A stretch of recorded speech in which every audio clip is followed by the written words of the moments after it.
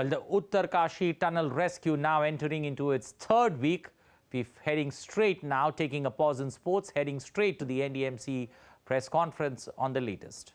राव ये सब यहाँ पर गए थे आज सिलकियारा साइट पर, हॉरिजॉन्टल ड्रिलिंग साइट पर भी जाकर देखा उन्होंने और वर्टिकल ड्रिलिंग साइट्स को भी मुआयना किया। 170 मीटर परपेंडिकुलर जो ड्रिलिंग होनी है, जहाँ पर टनल बनना है, उसका भी उन्होंने मुआयना किया।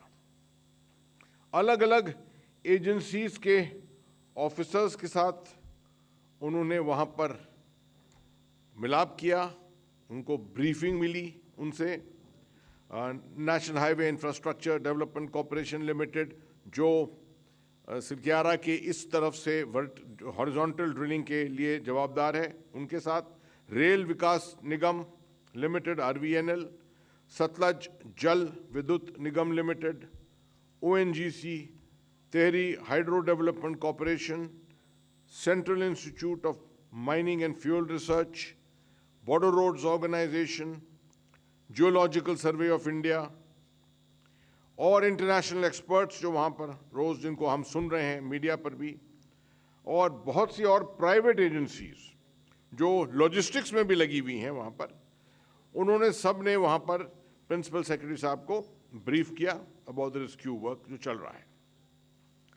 उन्होंने साइट से जो फंसे हुए 41 हमारे भाई हैं उनके साथ भी बात की और उनको आश्वासन दिया कि ऐसी कोई चीज़ नहीं है भारत के अंदर जो वहाँ पर नहीं लाई जाएगी, जिसकी ज़रूरत है इस वक्त वहाँ पर उनको वहाँ से उनको राहत पहुँचाने के लिए। उन्होंने वक्त के ऊपर बहुत ज़ोर दिया कि इसको सब लोग बड़े लगन से काम कर रहे हैं और वक्त जो है इसके ऊपर ज़ोर देना चाहिए, क्योंकि जैसे जैसे ज़्यादा अरसा होता जा रहा है उतना मुश्किलात और शायद आगे पेश आ सकते हैं। उन्होंने जितने वहाँ पर टेक्नीशियंस थे ख़ास तौर पे उनको बहुत अप्रिशिएट किया। मशीन ऑपरेटर जितने थे, वेल्डर, अब वहाँ रैट माइनर भी पहुँच गए हैं मैनुअल माइनिंग के लिए। Police, SDRF, NDRF, border roads organisation, army के इंजीनियर्स, ITBP, डिस्ट्रिक्ट एडमिनिस्ट्रेशन इत्यादि। और उन्होंने ख़ास तौर पे सलाह दी कि कंटिन्यूअस हेल्थ मॉनिटरिंग इन सब 41 लोगों की होनी चाहिए और एडवाइजरीज लगातार हेल्थ डिपार्टमेंट से इनको ना ही सिर्फ इनके फिजियोलॉजिकल हेल्थ के लिए मगर ऑल्सो मानसिक हेल्थ के लिए भी देनी चाहिए। आखिर में उन्होंने कहा कि सरकार जो है वो पूरी तरीके से कमिटेड है, it's committed to provide all types of support. किसी भी एजेंसी का भारत में की मदद सरकार लेने को तैयार है अगर उनके पास कोई ऐसा आला है, कोई ऐसा बैकअप है, कोई टेक्नोलॉजी है या कोई ऐसे ह्यूमन रिसोर्सेज हैं जो मदद कर सकते हैं। अब मैं आपको कुछ टेक्निकल बातें बताऊंगा जो कल से प्रोग्रेस हुआ है। कल जैसे आपको बताया था मैंने कि 6 जगह पर कोशिशें शुरू हो गई हैं या शुरू होने वाली हैं। शुरुआत करते हैं प्लान A जो सिलकियारा की तरफ से जो 8 ये हॉरिजॉन्टल टनल जो 900 मिलीमीटर पाइपलाइन और 800 मिलीमीटर आगे उसको बनाने में आगे बढ़ाने के लिए ये पूरा इसका जो अभियान है। इसमें जो फंसा हुआ ऑगर था उसके ऑगर की ब्लेड्स जो हैं जो कल तकरीबन 30 मीटर निकल गई थी, 15 से 17 मीटर रह गई थी, उन सबको रात भर में बाहर निकाल दिया। आज सुबह उसका आखिरी टुकड़ा जो है वो बाहर निकला है। निकालते वक्त कुछ थोड़ी अड़पन आई थी, कुछ पाइपलाइन का एक आगे का हिस्सा जो है उस पर कुछ डैमेज हुआ था, उसको काट कर उसको सही कर दिया गया है। तो अब इस जरिए यहाँ से इस दिशा से मैनुअल आर्मी के इंजीनियर्स, रैट माइनर्स और जो बाकी टेक्निकल लोग हैं वहाँ पर, वो एक साथ एकजुट होकर 2-2 की टोली में अंदर जाकर और धीरे धीरे आगे बढ़ेंगे। ये काम आज उम्मीद है कि आज शाम तक शुरू हो जाएगा। प्लान 2 ये ऊपर से वर्टिकल ड्रिलिंग का था, जो सतलज जल विद्युत निगम लिमिटेड अपना रही है, ये जिसकी जवाबदारी, और इसका रिग जो था वो ऊपर पहुंच गया था। और कल इसने दिन भर में, जब शाम तक आपको मैंने रिपोर्ट दी थी, तो 15 मीटर कल शाम को हासिल हो गया था वर्टिकल ड्रिलिंग में। अब खुशी आपको बताने में कि तकरीबन 30 से 32 मीटर, एग्जैक्ट नहीं मालूम है कि 30 से तकरीबन 32 मीटर जो है वो हासिल हो गया है। ये एक 6 से 8 इंच की बोर की एक और पाइपलाइन RVNL जो है वो यहां से इसी के नजदीक से वो भी वर्टिकल बोरिंग करके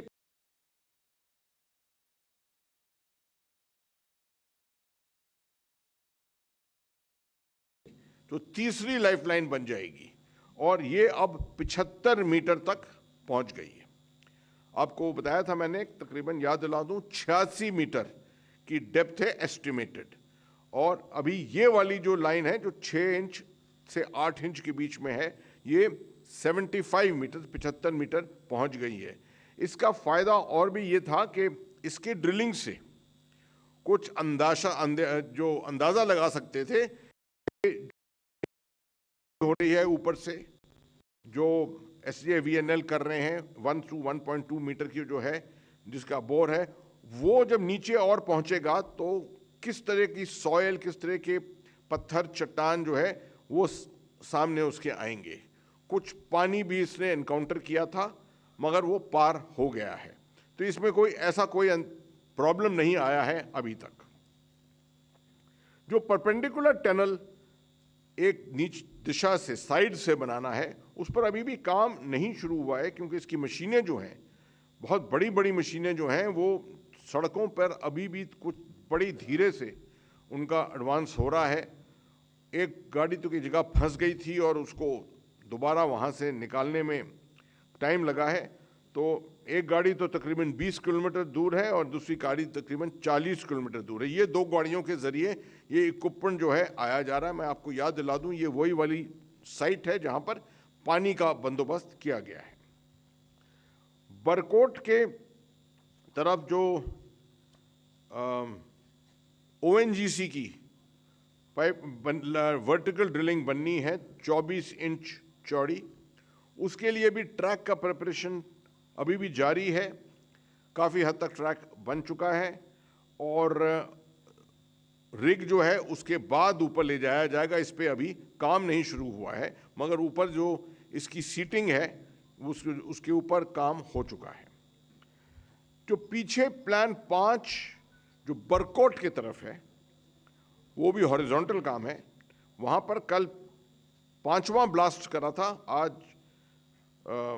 सुबह इन्होंने 6ठा ब्लास्ट वहाँ पर किया है। तकरीबन 12 मीटर का वहाँ पर क्लियरेंस उन्होंने कर दिया है। जो 12 मीटर इनको मिला है, वहाँ पर जो टनल बना है, क्लियर्ड पोर्शन जो है उसको स्ट्रेंथन किया जा रहा है। उसके अंदर रिब्स लगाए जा रहे हैं ताकि वो कोलैप्स ना हो, क्योंकि अभी तक तो वो कच्चा रॉ इलाका है जिसके अंदर इस तरह की कार्रवाई की गई है। और प्लान 6 जो इसी दिशा से सिलक्यारा की तरफ से किया जा रहा है, अभी उसको अपनाया नहीं है, उसकी तैयारी पूरी हो रही है, लगातार उसके पैनल बनाए जा रहे हैं और ये एक ड्रिफ्ट मेथड शुरू होगा, जिसको मैंने आपको पहले भी एक्सप्लेन किया था कि इसके टनल के जो साइड्स हैं उनको खरोंच कर उसको बड़ा करके उसमें गैप बनाकर ये रास्ता बनाया जाएगा तकरीबन 60-62 मीटर के लिए। मगर ये सब तब अगर जो साधन इस्तेमाल किया जा रहा है, जो आज शाम से शुरुआत जिसकी होगी मैनुअल बोरिंग की, अगर वो किसी हालत में सक्सेसफुल नहीं होता, कामयाब नहीं होता, तब ये सब तरीके जो हैं इसमें इसके ऊपर पे ज़्यादा जोर दिया जाएगा।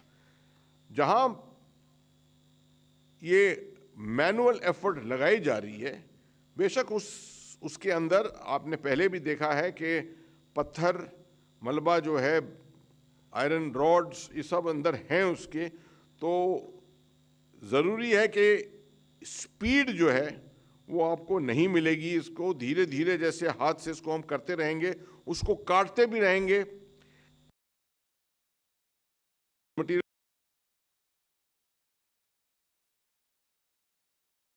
आज शाम से यकीन होने लगेगी कि कितनी ज़्यादा प्रोग्रेस हो सकती है 12 घंटे में या 24 घंटे में। उससे फिर कुछ अनुमान लगाया जा सकता है कि जो 15 मीटर है, 47 मीटर के बाद जो 15 मीटर रह गया है, उसके लिए तकरीबन कितना वक्त लगेगा। और उसके बाद आप थोड़ा अप्रिशिएट कर सकते हैं कि उसको प्रूव करना पड़ेगा, पाइप्स को अंदर डालना पड़ेगा, पाइप्स को लगातार पुश करना पड़ेगा, एक दो रिहर्सल करने पड़ेंगे लोगों को निकालने के लिए, और तब जो आखिरी अभियान का जो आखिरी हिस्सा है वो उस हालत में तब जाकर शुरू होगा।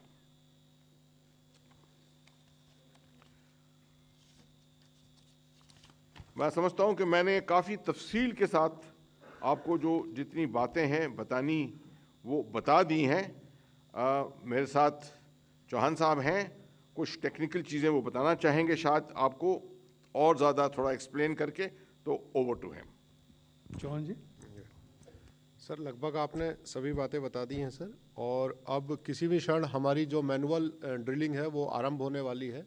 जैसा वो आपने बताया था कि जब अगर की सारी मशीन निकाल दी गई उसके अंदर से, तो ये पाया गया कि 1.5 मीटर का पाइप जो है वो डैमेज हो गया है।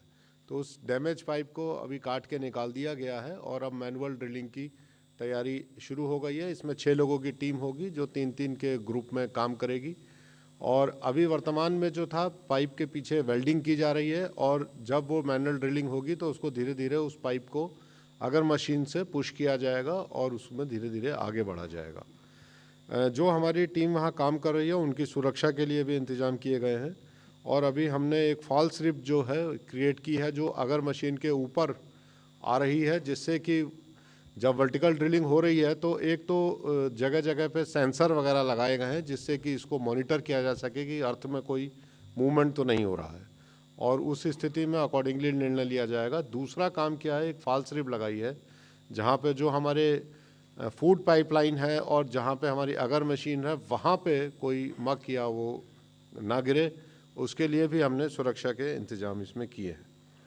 अभी के लिए इतना ही मैं बताना चाहता हूँ। यदि कोई प्रश्न होगा तो उसका उत्तर दिया जाएगा। भी कुछ प्रश्न होगा तो will start from the back there. या गो अहेड।